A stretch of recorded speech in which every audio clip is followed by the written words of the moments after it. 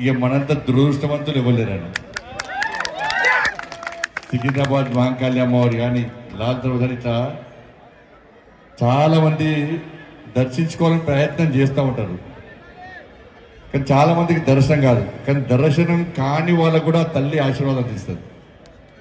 అవునా కదా? కాబట్టి దర్శనం చేసుకున్నందరూ ఏ మొక్కాలే?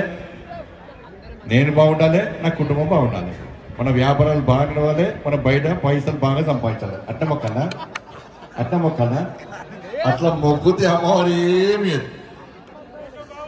నిజమైన హిందువులు అంటూ ఏ మొక్కాలే? నేను బాగుండాలి, నా కుటుంబం బాగుండాలి, నా సమాజం బాగుండాలి, ఇంతకంటే ఎక్కువ మన దేశం బాగుండాలి. దేశం బాగుంటేనే మనం బాగుంటాం. అసలు ఈ బోనాల పండుగ అంటేనే చరిత్ర తెలుసుకోవాలి మనం. ఇవాళ అంతకుముందు ప్లేగు వ్యాధి వచ్చిందట. చరిత్ర చదివినవాడు చెప్తున్నా. ప్లేగు వ్యాధి వచ్చిందట. అంత మూసినతో మొత్తం ఇబ్బంది పడ్డారట.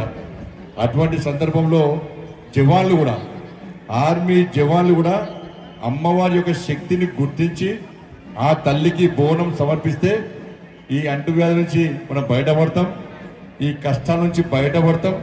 కాబట్టి అమ్మవారికి బోనం సమర్పించాలని చెప్పి ఆలోచనతో ఆ కాలంలో ప్రారంభించిన బోనాల పండుగ ఇప్పటి వరకు కూడా అదే భక్తి భావంతో, ఒక ధార్మిక చింతనతోని ముందుకు సాగుతుందంటే ఇది హిందూ సమాజం గొప్పతనం.